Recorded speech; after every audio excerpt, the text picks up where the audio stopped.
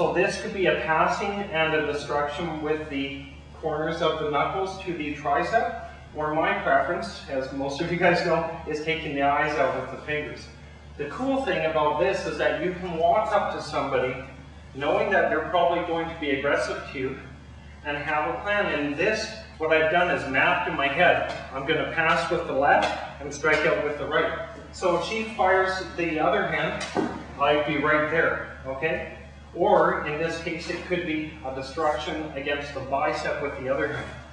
Today what we've got is the Kuba pen in her pocket, right? She fires a shot. Sorry. Can you feel it? Yeah, it's just kind of balled up a little bit. Alright. Good, so we'll take it nice and easy. She feeds, I blow that tricep out, or she feeds again, and I blow that bicep out. Good, so please just have your partner feed you left hand, right hand, come on, there we go. Now if we wanted to reverse this, right? If we just due to our position, maybe you deal with one person, you turn, they're on the other side. Yes, you can reverse it. We're nice and slow here. I could destruct, and then spear the eye, and then drag down the hand. Why do we drag down the hand? Well, it does weaken the person's grip. It allows them to be more maneuverable, right? Like what we did there. See? I could push them down with their legs there by swinging their hand across. So this could be an entry. 1, 2. This could take out the eyes on the way. Here, I could step and just push. That's another takedown. There we go.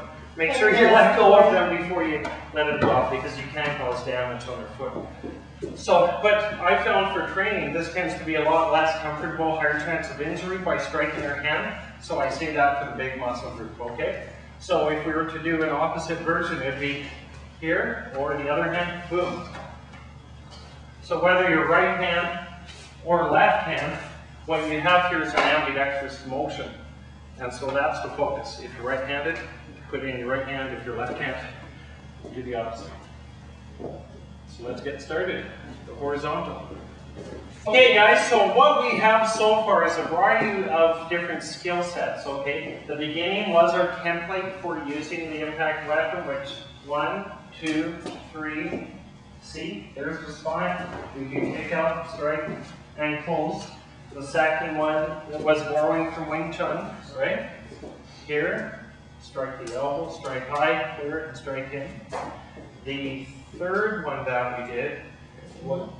The cross. Ah, I forgot what the third one was. Okay, so we destruct, and then we move in, right? And the various, the different variations of that. Now what we're doing, after finishing the destruction, I think you guys have enough of a skill set in that regard. Let's deal with other situations that happen, like if Yvonne comes in, right? She's here.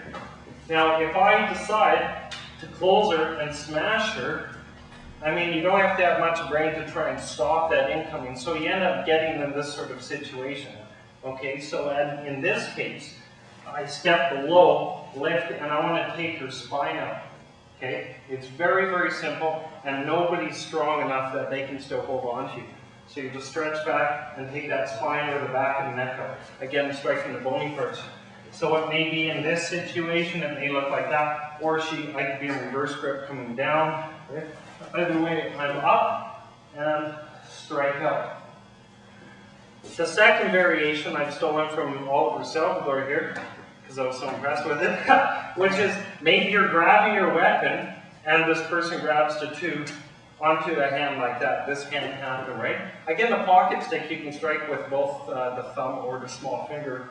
So I strike out. In this case, this could be an eye jab. At the same time, you jar that, hopefully getting a break. Now at this point, if I don't get either of those things, I can take it into a downward angle. Now a lot of people, they find that getting somebody down here, if they're really strong, they can resist. So there's two things I want you to remember about this. When you know, whether it's empty hand, right? Because again, if she grabs here, right? Then maybe I'll strike those eyes, I'll grab it, yard it in this breaking fashion, right? At that point, I want to get her down. Again, notice how I'm tucking this in, like a karate type person pulling in. That's what I'm doing, and jarring out. Now at this time, if she's giving me a lot of resistance, what I do is oscillate. I go in circles. right? Stick your other hand up, if you will, please.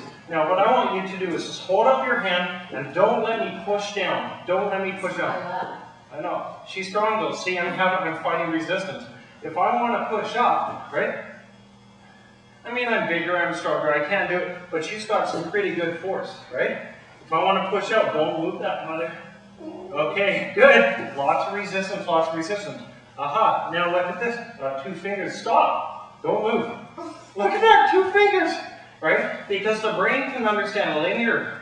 It can understand lines, direct motion. If I'm pushing, she can resist. If I'm pulling, she can resist. But the second I start moving in circles, it shakes a person up. It's a challenge. Okay, so in this regard, she grabs, right? High to the face, scoop it. This will, see, she's disarming, or pardon me, clearing off her own arm, cleaning it. There's a jar or jar of a finger to the eye. Now at this point, I want to bring her down. Now, if I can't, I circle. Now if I can, what I'm going to do is step forth one way, step forth the other way. Good.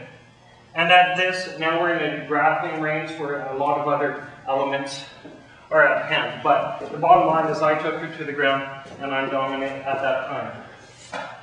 So, in this case, it was a matter of her grabbing my hand, I'll probably take the eyes out, yard it. You can do all this with the baton. Bring it close to your body, bring her down.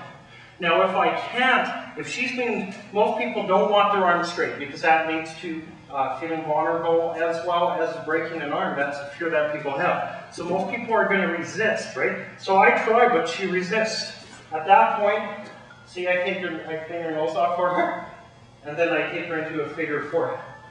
Without nothing fancy, I should be able just to tilt down.